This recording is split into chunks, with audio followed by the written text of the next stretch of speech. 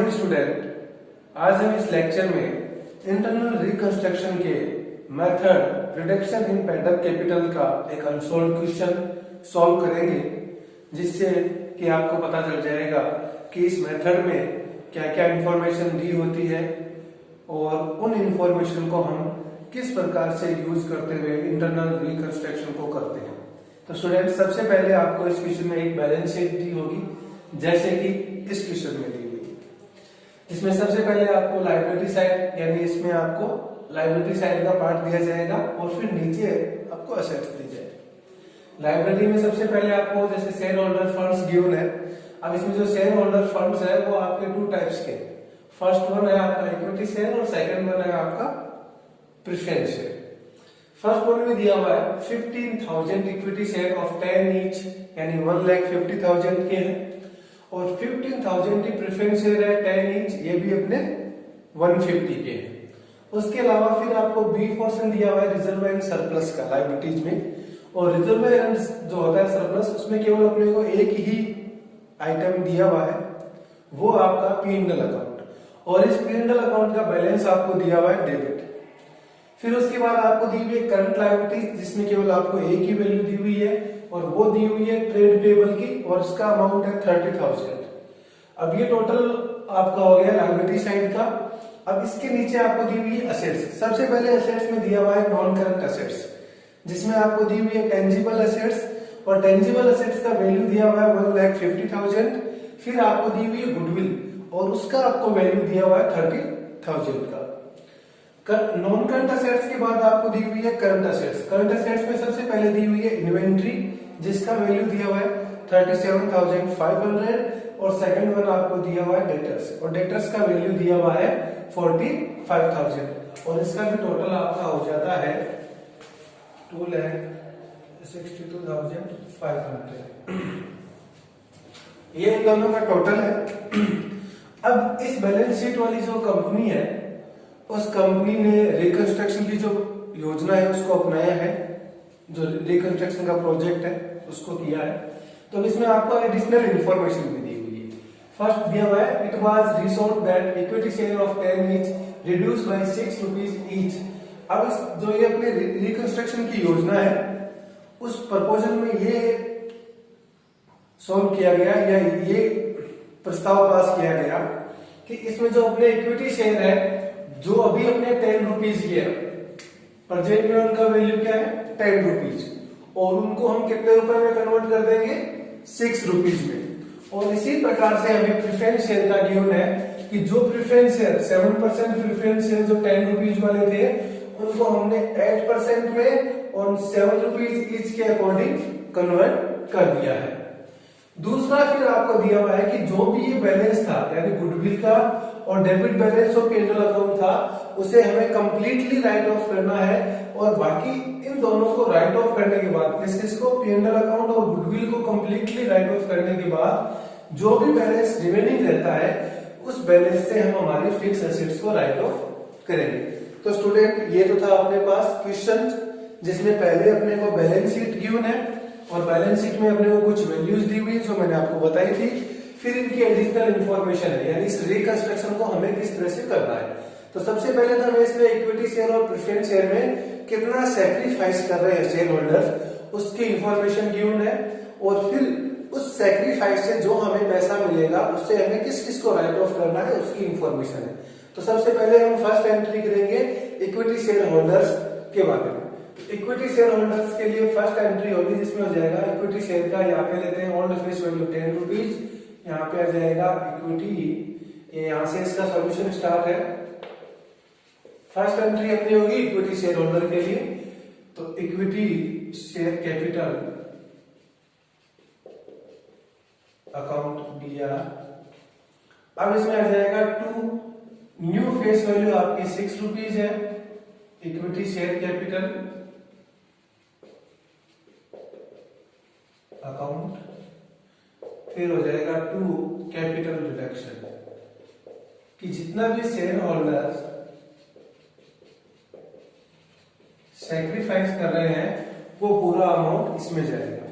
तो अपने पास total value कितना था इक्विटी शेयर कैपिटल का 10 रुपीज वाली का, 1,50,000।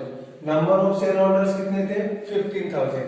तो यहाँ अपने पास टोटल अमाउंट था 1,50,000, जिसमें से अब हमने टोटल अपने पास नंबर ऑफ शेयर होल्डर्स कितने थे? 15,000। अब इनको हमने कन्वर्ट करके कितने रुपए का कर दिया है? 6 रुपीज का। तो यहाँ अमाउंट कितना आएगा? 6 rupees into number of share holders. Number of share holders अपने थे 15,000। कितने थे अपने? 15,000। और पर शेयर पे अपना वैल्यू कितना रहा है अभी? 6 रुपीज। तो यहाँ अपना आ जाएगा 90,000। रिमेनिंग पार्ट कितना रहा? 60,000। अब इसका वेरिएशन अगर करना चाहें तो हम कर देंगे कि 15,000 equity share at the rate 10 rupees are converted into 6 rupees equity share।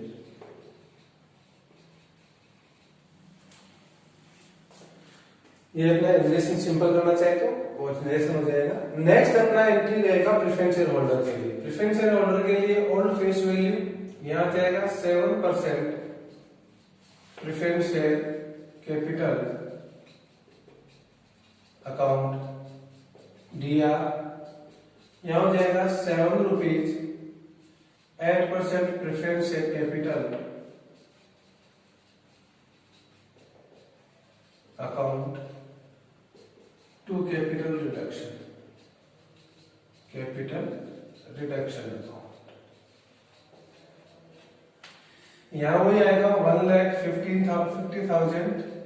यहाँ 7 के अकॉर्डिंग आ जाएगा तो वो इसके नंबर ऑफ इक्विटी शेयर कितने अपने 15,000 इंटू 7 तो 1,05,000 और यहाँ जाएंगे 45,000। अब इसका कैलकुलेशन होगा वो कर देंगे। तो देखा स्टूडेंट, ये हमने फर्स्ट एंट्री 2 एंट्री कर दी है। अब इसमें हमें और किसी प्रकार के सैक्रिफिशियन की या और कोई ऐसी इंफॉर्मेशन नहीं दी है जिसका अमाउंट हम कैपिटल रिडक्शन में ट्रांसफर करें, क्योंकि जैसे मैंने आपको पहले बताया था कि कैपिटल रिडक्शन में हम कौन कौन सा पैसा ट्रांसफर करते हैं कि प्रेफरेंस शेयर या इक्विटी शेयर के द्वारा जो सैक्रिफाइस किया गया वो पार्ट, या डिवेंचर होल्डर या लेनदारों के द्वारा कोई पैसा अगर सैक्रिफाइस किया गया है तो वो पैसा। इसके अलावा वैल्यूएशन से अगर हमारे एसेट्स की वैल्यू में इंक्रीज हुआ है तो वो, या हमारी लायबिलिटीज में डिक्रीज हुआ है तो वो पैसा, और अगर किसी रिजर्व का अपने पास सीआर बैलेंस अवेलेबल है तो उस बैलेंस को हम ट्रांसफर करते हैं। तो इस क्वेश्चन में ऐसा कुछ नहीं है, ये 2 ही तरीके के जो हम कैपिटल रिडक्शन में ट्रांसफर कर सकते थे। अब हम तीसरी एंट्री करेंगे इसमें राइट ऑफ की। तो राइट ऑफ की करेंगे तो सबसे पहले हम इसमें देंगे कैपिटल रिडक्शन अकाउंट को हम डीआर करना होगा, कैपिटल रिडक्शन अकाउंट डीआर। अब इसका टोटल अमाउंट कितना हो जाएगा कि 45,000 अमाउंट हमारे पास ये है और 60,000 का अमाउंट हमारे पास ये है। इन दोनों को ऐड करेंगे तो ये आपका आ जाएगा 1,05,000। अब 1,05,000 पे सबसे पहले हमें इस इंफॉर्मेशन में कहा हुआ है कि हमें गुडविल और पीएनएल का जो डेबिट बैलेंस है उस बैलेंस को कंप्लीटली राइट ऑफ करना है। तो सबसे पहले लेंगे पीएनएल अकाउंट, और पीएनएल अकाउंट का अपने पास जो डीआर बैलेंस है वो 67,500 है। कितना है? 67,500। उसके बाद हम इसमें लेंगे टू गुडविल, और गुडविल का अमाउंट अपने पास है 30,000। और ये अमाउंट अपना फिर इसमें कहा है कि रिमेनिंग जो बैलेंस बचता है किस कौन से अकाउंट में? कैपिटल रिडक्शन अकाउंट में। उस बैलेंस से हम हमारी फिक्स एसेट्स की वैल्यू को कम करेंगे। तो हमारे पास टोटल बैलेंस कितना था? 1,05,000। इन दोनों का टोटल करेंगे तो ये हो जाएगा आपका 97,500। तो रिमेनिंग बैलेंस अपना आ जाएगा यहाँ पे फिक्स एसेट्स, और ये आपका हो जाएगा 7,500। ये भी अपना 1,05,000। तो अब इस क्वेश्चन में ये 3 एंट्री होनी थी जो हमने कर दी है। तो अब स्टूडेंट इस एंट्री करने के बाद इसका बैलेंस शीट बनाएंगे। तो बैलेंस शीट में नीचे बना देता हूं। तो सबसे पहले अपने यहाँ हम लेंगे लायबिलिटीज साइड।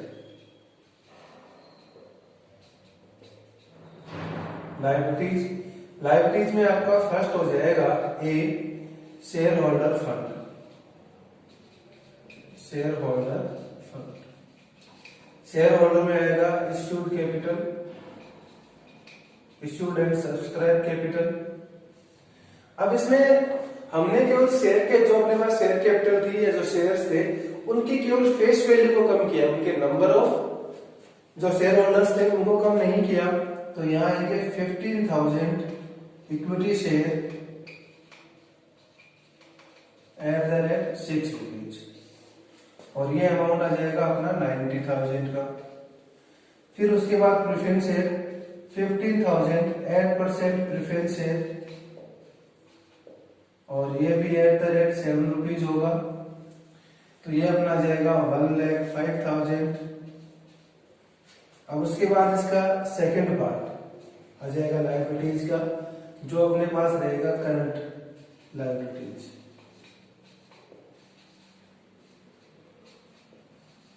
क्योंकि इसमें से हमने P&L को राइट ऑफ कर दिया तो ये वैल्यू तो इस बैलेंस शीट में आनी नहीं है, तो अपने पास करंट लायबिलिटीज या ट्रेड पेएबल था वो लेंगे। तो यहां जाएगा ट्रेड पेएबल, और ट्रेड पेएबल का अमाउंट हो जाएगा 30,000। अब इन तीनों का टोटल करेंगे तो टोटल हो जाएगा, और ये टोटल आ जाएगा आपका 2,25,000। अब ये तो इसका हो गया लायबिलिटी वाइज बैलेंस शीट का। अब इसके जो नीचे दूसरा पार्ट आना है एसेट्स का, बी पार्ट है जो मैं यहां कर लेता हूं आगे। बी पार्ट में अपने पास था टेंजिबल एसेट्स। टेंजिबल एसेट्स में से हमने कितना राइट ऑफ किया है, केवल 7,500 का। तो सबसे पहले आ जाएगा अपना यहाँ पे a non current assets, non में आएगा टेंजिबल एसेट्स, टेंजिबल एसेट्स में अपने पास टोटल वैल्यू थी 1,50,000 की, जिसमें से हमने राइट ऑफ कर दिया 7,500, तो रिमेनिंग रहा 1,42,500। उसके बाद अपने पास गुडविल को हमने राइट ऑफ कर दिया, तो ये वैल्यू उसमें नहीं आएगी क्योंकि पूरी की पूरी गुडविल को हमने कंप्लीटली राइट ऑफ कर दिया, तो ये वैल्यू उस बैलेंस शीट में नहीं आएगी। फिर अपने पास रहेगा बी पार्ट, जो उसमें रहेगा अपना करंट एसेट्स। करंट एसेट्स में अपने पास फर्स्ट रहेगा इन्वेंट्रीज। अब इन्वेंट्रीज की वैल्यू में हमने कोई चेंजेस नहीं किया, तो एज इट इज आ जाएगी अपनी 37,500। और फिर अपना सेकंड है डेटर्स, ये अपने आ जाएंगे डेटर्स। इनकी वैल्यू में भी हमने कोई चेंजेस नहीं किया, तो ये भी एज इट इज आ जाएंगे, और इनका हम टोटल करेंगे तो ये हो जाएगा 2,25,000। तो स्टूडेंट ये इनकी एंट्री थी, और उसके बाद ये आफ्टर रिकंस्ट्रक्शन ये उनकी बैलेंस शीट थी। देखा स्टूडेंट कितना आसानी से है। तो इंटरनल रिकंस्ट्रक्शन जब भी हमें करना हो तो उसकी जो अकाउंटिंग करने के जो स्टेप है वो स्टेप्स अगर हमें याद हो तो हम इन क्वेश्चन को आसानी से सॉल्व कर सकते हैं। तो मैं स्टेप एक बार फिर से रिवाइज कर देता हूँ। सबसे पहले इन क्वेश्चंस में हमें ये देखना है कि शेयर होल्डर्स के द्वारा कितने अमाउंट का सैक्रिफिकेशन किया गया है, वो अपने कितने पार्ट का त्याग कर रहे हैं। तो सबसे पहले हमें शेयर होल्डर्स के त्याग की एंट्री करनी है, चाहे वो इक्विटी शेयर हो या प्रेफरेंस शेयर हो। उसके बाद क्वेश्चन में अगर हमें डिवेंचर होल्डर या क्रेडिटर्स के त्याग के बारे में इंफॉर्मेशन दी गई हो तो हमें उनके त्याग की एंट्री करनी है। उसके बाद अगर वैल्यूएशन से किसी लायबिलिटीज की वैल्यू डाउन हो रही हो और किसी असेट्स की वैल्यू अगर इंक्रीज हो रही है तो उस पैसे को भी हमें कैपिटल रिडक्शन अकाउंट में ट्रांसफर करना है। अगर हमारे पास बैलेंस शीट में किसी भी रिजर्व का सीआर बैलेंस अवेलेबल है और उसके बारे में कोई और इन्फॉर्मेशन नहीं दी गई है तो उस पूरे बैलेंस को हमें P&L कैपिटल रिडक्शन अकाउंट में ट्रांसफर करना है। ये सारी चीजें ट्रांसफर होने के बाद हमें पीएनएल कैपिटल रिडक्शन अकाउंट से चार्ज करना है, जिसके लिए अपने पीएनएल का debit balance, preliminary expenses, discount on issue, goodwill और कोई अगर इंफॉर्मेशन हमें दी हुई है और असेट्स की वैल्यू के बारे में हमें जितना भी कहा जाए वो सारा पैसा हमें कैपिटल रिडक्शन अकाउंट से चार्ज